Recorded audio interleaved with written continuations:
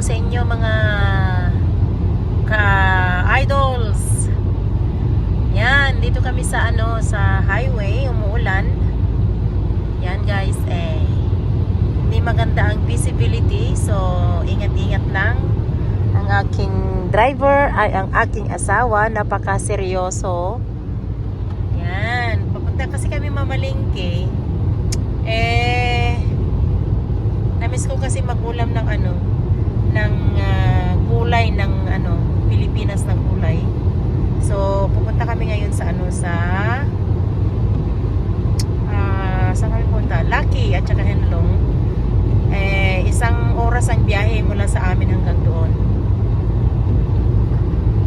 Yan.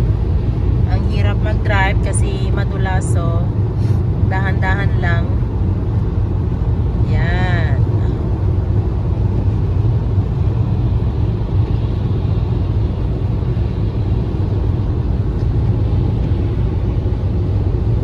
Hindi maganda. Kahapon nag-snow ng kahapon pero natunaw na. Nawala na yung snow.